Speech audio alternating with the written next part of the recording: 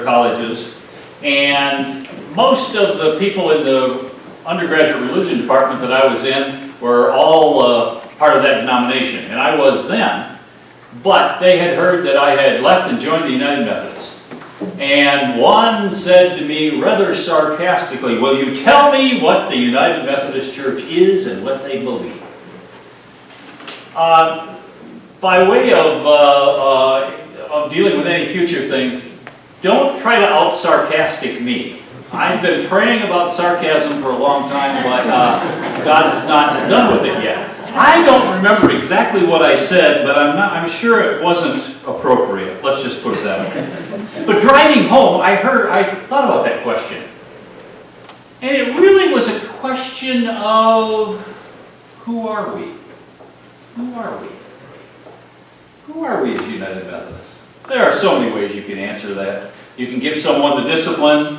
You can start a theological argument and talk about core Christian values that we share with other denominations. And we can talk about issues and stands and all of that kind of stuff. You can talk about we're a big church approach, or a big tent approach, that you'll find United Methodist churches that are very large, and you'll find United Methodist churches where everyone can sit in one pew. You can find United Methodist churches that are very high church. You almost feel like you're in an Anglican church, or you can be like some where it's more like a Baptist church. You can go in some that are very liberal and some that are very conservative. And then, even around the issue of politics, which is not an easy one to jump into, it takes a large tent to have both Dick Cheney and Hillary Clinton be in the same denomination. And they both are United Methodist, and the vows of the church may be the only thing that they agree on. But I doubt if they go to the same church. Who are we really? As I thought about that in the 200-mile drive back and in times after that, I thought that first and foremost, we are a people of God, a people who have experienced God's love and grace and forgiveness, and a people who are trying to live that out in our everyday lives. One way that we sometimes take on the issues of how God speaks to us in the church is through what we call the Westland Quadrilateral. In other words, we sense that God speaks to us in at least 4 different ways. And one is through Scripture that we're going to talk about this morning. Another is through tradition. Another is through our experience. And finally, that wisdom, that reason can be something that brings us closer to God. In 2 Timothy, Paul writes that Scripture is at the heart of who we are. And Paul has been talking to Timothy. Timothy is one of the young pastors, and he lays out that in Scripture we find our way to Christ. One of the things I am anxious about is to not be tethered to something, to not be tied to something. We are a people who are grounded in the Word, and that being tied to Scripture gives us a sense of stability. It's a tragic thing not to be grounded. Whether you're talking about a hot air balloon. Oh, I live in Grand Blanc, and the hot air balloon people out of Holly on a warm summer day with very little wind will just they'll come over our house sometimes as low as 50 feet and sometimes way up in the air. And I think, oh, wouldn't that be great? And then the realism fear part of me kicks in. There's no brakes on those things. There's no rope to pull. Now, you can turn the gas off and it'll come down, but probably faster than I want. They're made not to be tethered. But I like to be tethered. There's something valuable about being tethered. The United Methodist Church, with other Christian denominations, share the conviction that Scripture is the primary source and criteria of Christian doctrine. And through Scripture, we meet the living Christ. I've got a couple of Bibles here. Very, very, very special Bibles. This is a Bible that was impossible for me to read. It is the New Testament, and the print is so small that a magnifying glass probably wouldn't even help. But it is a Bible that Ivan Buck got when he entered World War I and was going over to fight in France. It was a Bible that he kept with him through all of that time. Ivan Buck was my grandfather on my dad's side.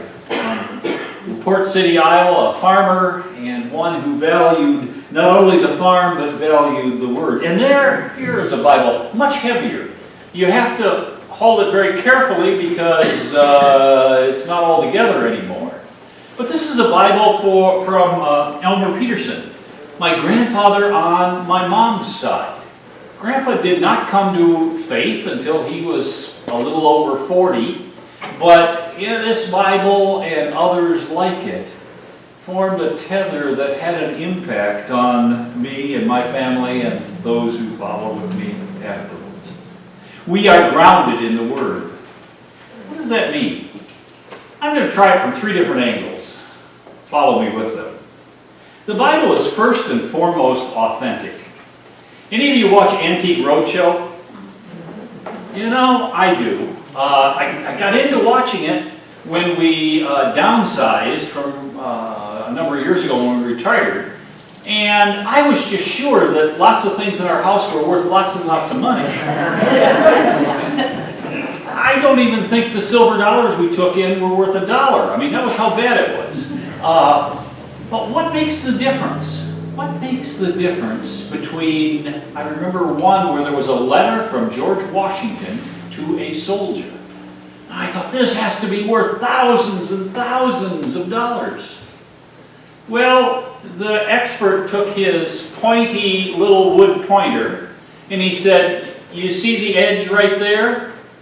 And you see the way the W was made there, and you see this and this and this. And for those and 12 other reasons, this was not during the time of George Washington. This was made probably 30 years ago, and they flooded the flea market area, and it's not worth the paper it's printed on. Oh, what are we really saying about that? It's not authentic. It's not real. The Bible is. The Bible is authentic. In the Bible, we see real people of faith with real struggles of their life and faith. We see the highs, the spiritual highs, and we see the lows. You could be talking about Abraham, Isaac, Jacob, Joseph.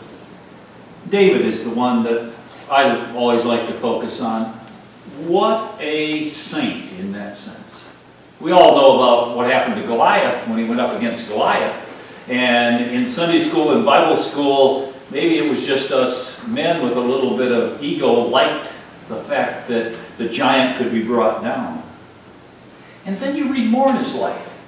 He worked in King Saul's court, but then King Saul got afraid of him because people were saying Saul has killed his thousands, but David his 10,000s, and Saul couldn't handle that. And a war was Saul's put a price on David's head, and he fled into the wilderness with a band of troopers.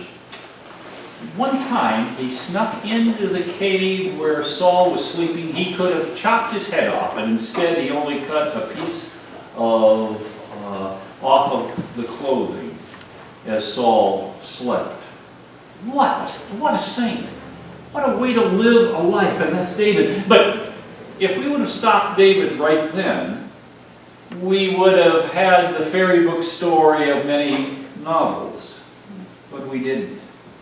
4 years later, when he was at the height of his power, he got involved in a sordid affair that led to the death of another.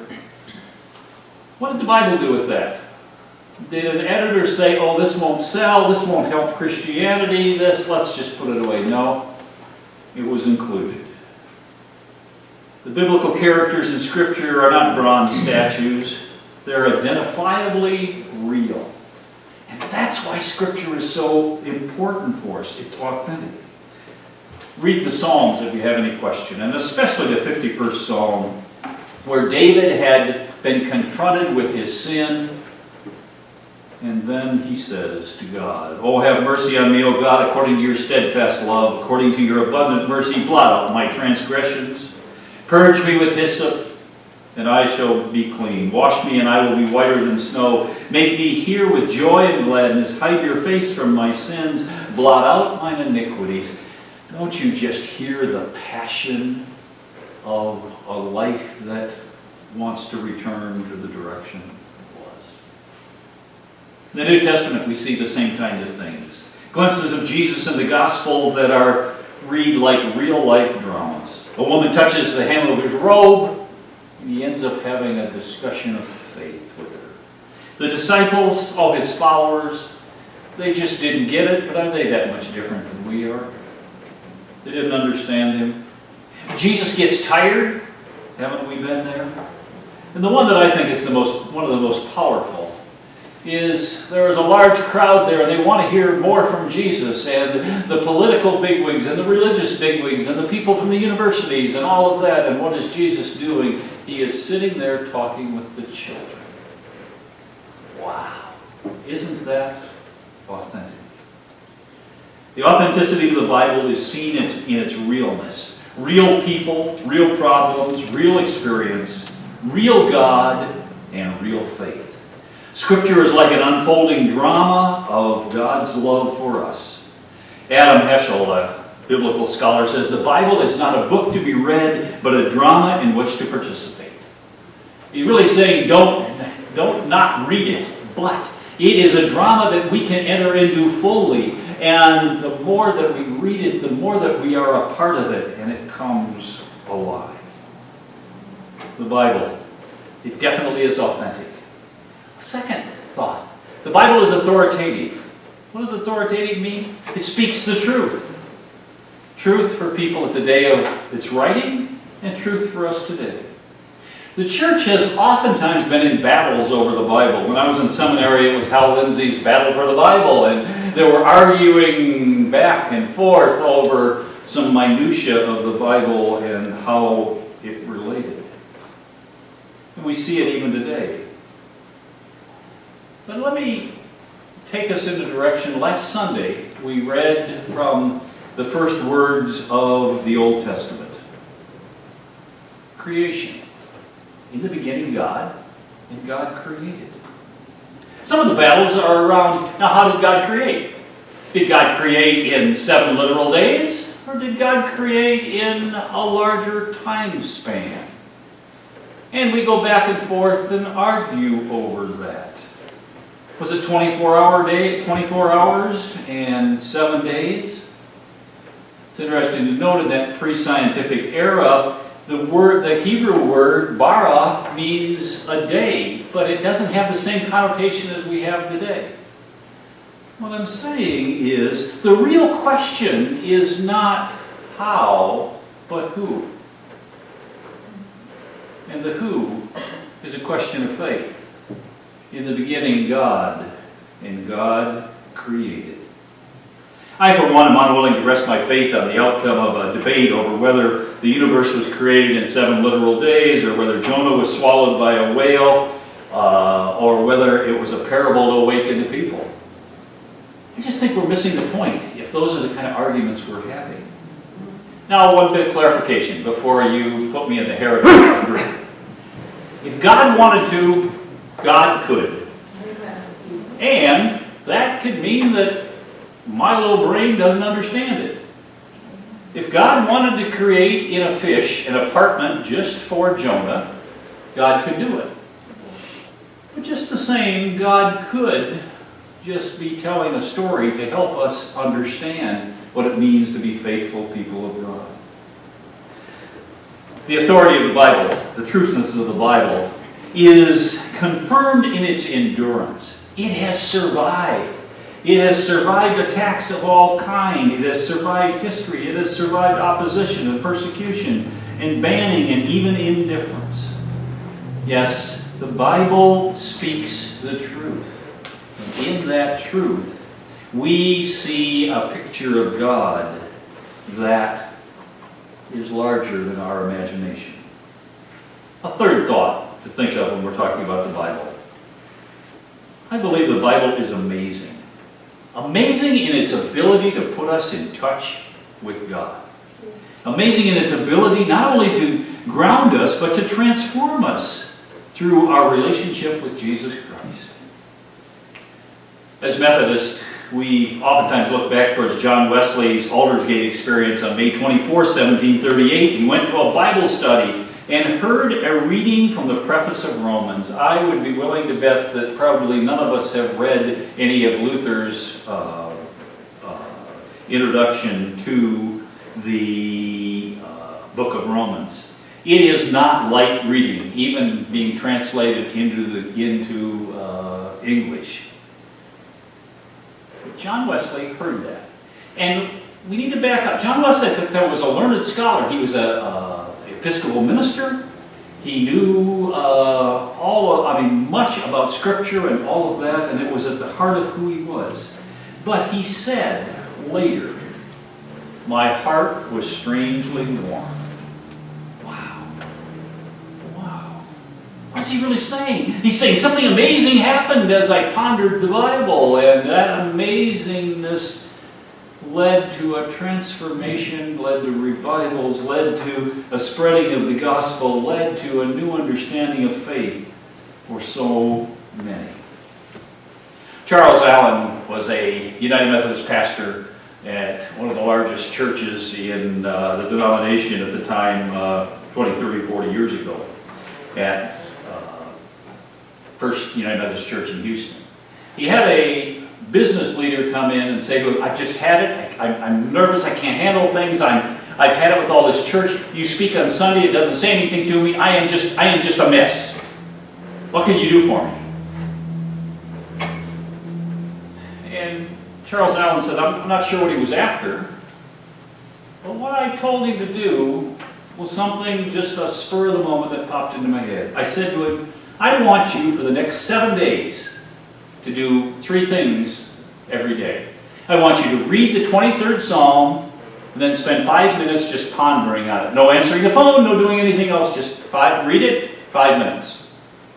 I want you to do that in the morning when you get up. I want you to do that sometime in the middle of the day, and I want you to do it before you go to bed. And next week, we will meet." This executive couldn't wait until next week.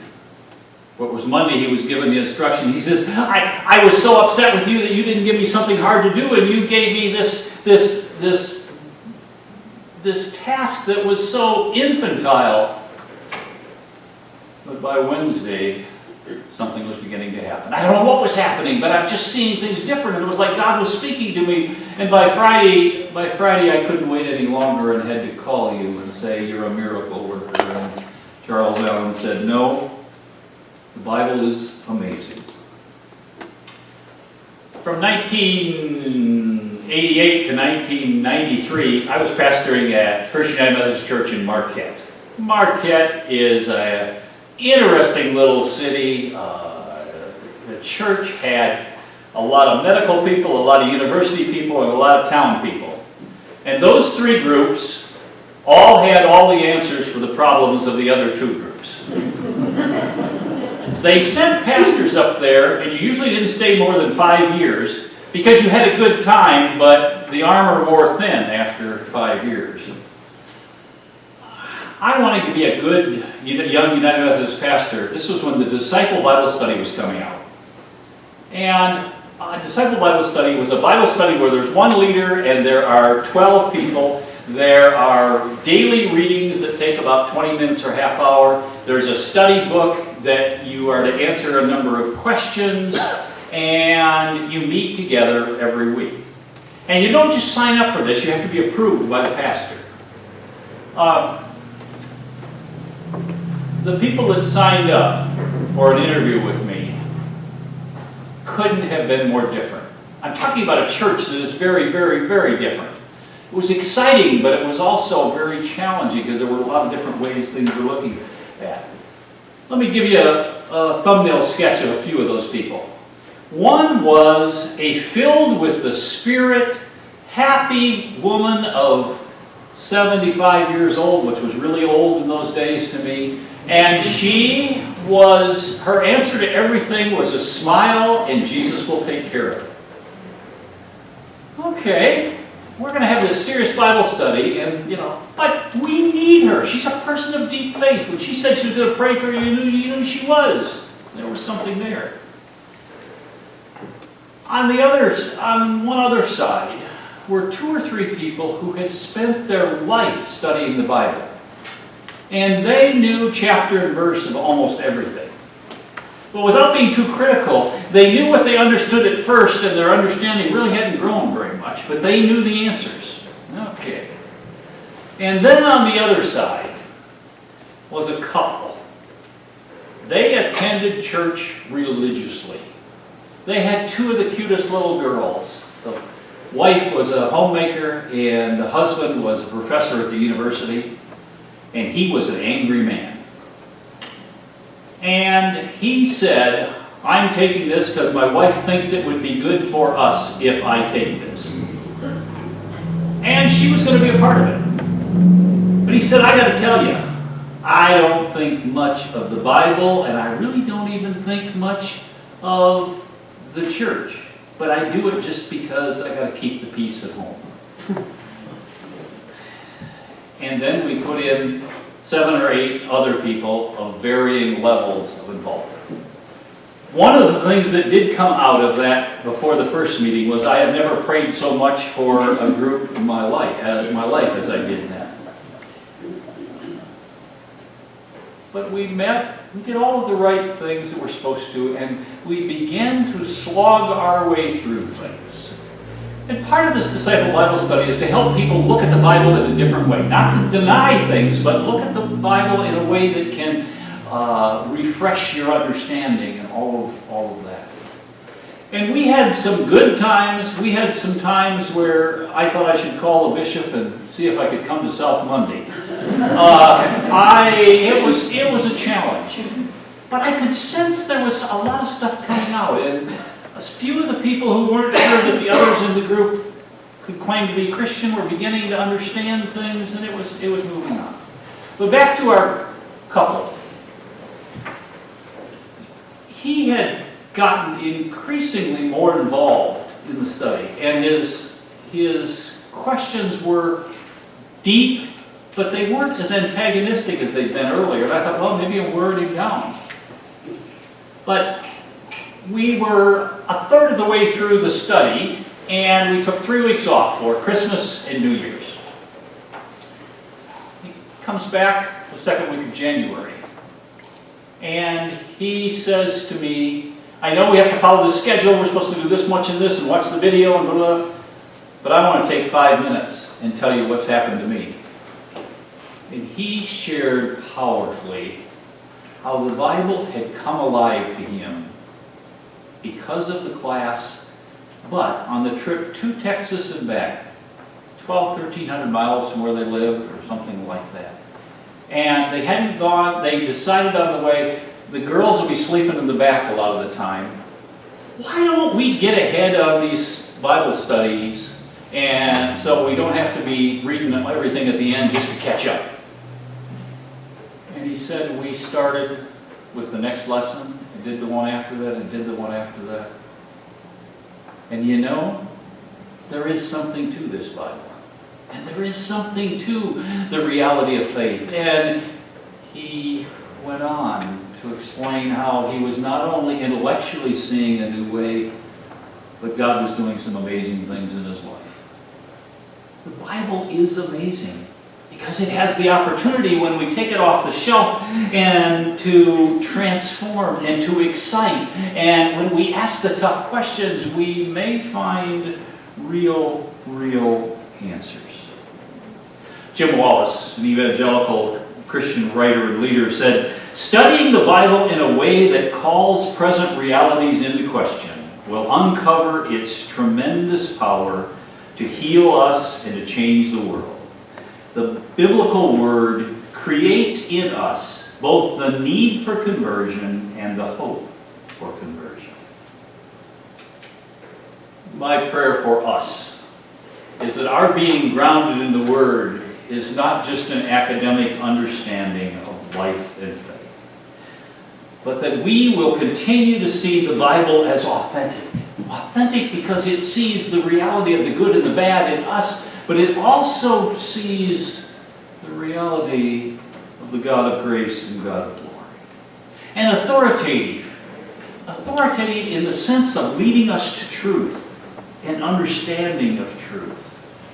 And perhaps most powerfully, the Bible has the ability to be amazing. To perform miracles of grace and faith where we saw there was no hope. I confess that when I started that study in Marquette, what I was hoping for was peace and not more than half the people in there leaving the church. God was going to take that ancient word and amaze all of us. Just as the amazing life of a grandfather on one side and on the other side provided a tethering that allowed for me to be a pastor when it was the last thing in the world that anyone would have thought. To God be the glory. Amen.